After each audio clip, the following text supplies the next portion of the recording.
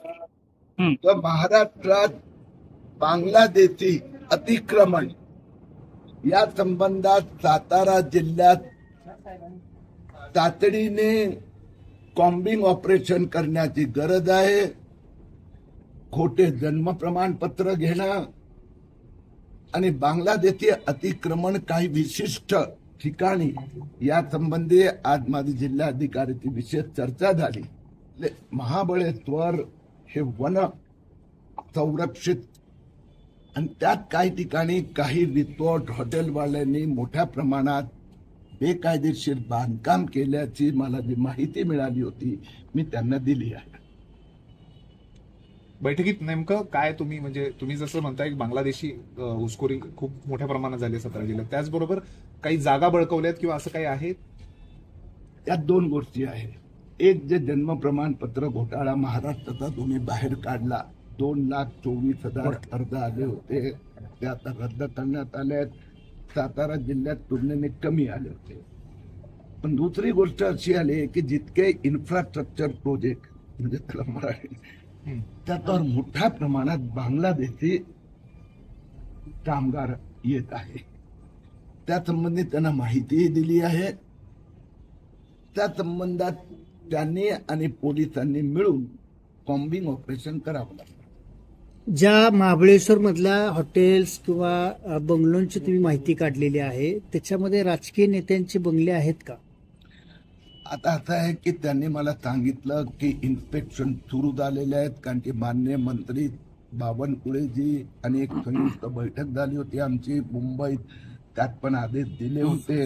तर इन्स्पेक्शन चालू आहे. आज संध्याकाळपर्यंत इन्स्पेक्शन संपल्या. एकच प्रॉपर्टी बाकी होती, तर मी आता महाबळेश्वरला चाललो आहे, तर त्यावेळी मला माहिती मिळेल. पण ज्या कोणाचं अनधिकृत बांधकाम असेल पर्यावरणाचा नियमाचा भंग करून त्याच्यावर कारवाई होणार. या तुम्ही जे काय आता प्रॉपर्टीची नावं काढलेली आहेत ती 23 नावं असल्याचे समोर येतं. एकंदरीत ह्याच्यामध्ये अनेक बंगल्यांमध्ये राजकीय मोठमोठे नेते मंडळी येऊन राहतात. त्या ठिकाणी त्यांची हेलिकॉप्टर उतरतं, त्या बंगल्यात राहतात. मग ही अचानक निवडणुकीच्या तोंडावरती अशी नावं बाहेर काढणं नेमकं काय? वर्षभर मी ह्या विषयाचा अभ्यास पाठपुरावा करत होतो, वर्षभर. मग त्यानंतर काही ठोस माहिती आणि माझं होमवर्क झाल्यानंतर गेल्या महिन्याभरात 2दा मंत्री महोदयासमवेत बैठका झाल्या. आता त्यांनी इन्स्पेक्शनचा आदेश दिला. इन्स्पेक्शन सुरू झालेलं आहे. तर इन्स्पेक्शनचा रिपोर्ट येणार 2-4 दिवसात. तुम्ही आवाज उठवल्यानंतर हालचाल जी होती त्याबद्दल तुम्हाला काय म्हणजे असं खंत वाटते का? आवाजच का उठवायला लागतो? जर महायुतीचे 8 जर आमदार असतील, 4 मंत्री असतील, त्या जिल्ह्यात बुलेटवरनं तुम्हाला यावं लागते, ही तुम्ही समाधानाची बाब मानता का? मी अभिमानाची बाब मानतो की मला पक्षाने एवढी जबाबदारी दिली आहे. माझा इथले सहयोगी कार्यकर्ता, आमदार, खासदार, नामदार तेवढं मान सन्मान देतात, तुम्हीही देतात. भले किरीट तुम्ही आता मागे काही पद नसलं तरीही जर एखादा कार्यकर्ता मध्ये हे वैशिष्ट्य असेल की बांगलादेशी गेलेच पाहिजे, देशाची सुरक्षा, तशाच पद्धतीने 2 वेगळे विषय की पर्यावरण महाबळेश्वर जपलं पाहिजे, तर सगळे मला दाद देतात. आता म्हणजे तुम्हाला वरिष्ठांनी दिलेल्या आदेशानुसार तुम्ही ह्याच्यावरती काम करताय का? म्हणजे हे जे सगळं आहे हे तर मी करतो, पण त्याला वरिष्ठांचा पण पाठिंबा. पण तरी आता ह्याच्यामध्ये तुम्हाला थांबायला कदाचित लागू शकतं. मी आतापर्यंत जेवढे घोटाळे काढले आहेत किंवा जेवढे आता प्रकारचे विषय उचलले आहेत, एकाही प्रकरणात